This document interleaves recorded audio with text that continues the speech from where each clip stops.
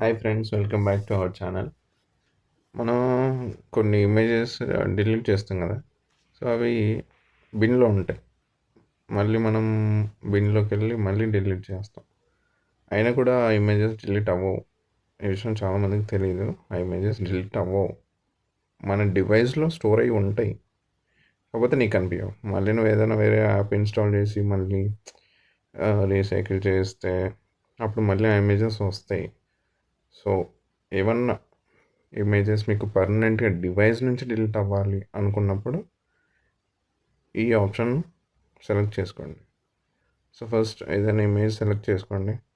Then click here 3 dots. Then ఇక్కడ మీకు delete from device అనే ఒక ఆప్షన్ ఉంటుంది. డిలీట్ ఫ్రమ్ డివైస్ కనిపిస్తుంది ఇక్కడ. సో అది క్లిక్ చేయండి. మళ్ళీ ఇక్కడ అడుగుతుంది item not backed up. Okay, అది బ్యాకప్ అవ్వలేదు, అది తర్వాత విషయం. పర్మనెంట్లీ డిలీట్ ఫ్రమ్ డివైస్ అంటే పర్మనెంట్గా డివైస్ నుంచి డిలీట్ అయిపోద్ది ఇక్కడ option. So delete from device చేసా. ఇది బిన్నేగా. ఇప్పుడు నేను డిలీట్ చేసిన ఇమేజ్ ఇక్కడ లేదు. సో అదనమాట. అలాగే ఇప్పుడు మనం నార్మల్గా ఇమేజ్ డిలీట్ చేస్తాం కదా, అలా డిలీట్ చేసి చూపిస్తాను. ఇప్పుడు ఇది ఇమేజ్ ఉంది, ఇది ఇమేజ్.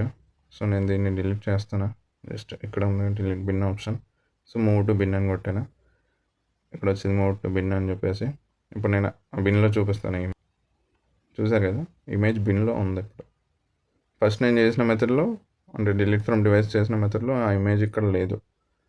సో అది దానికి డిఫరెన్స్. బిన్లో ఇమేజ్ ఏంటంటే బిన్లో ఉండేది. నువ్వు మళ్ళీ ఇక్కడ డిలీట్ చేసినా కూడా అది డివైస్లో ఉంటుంది.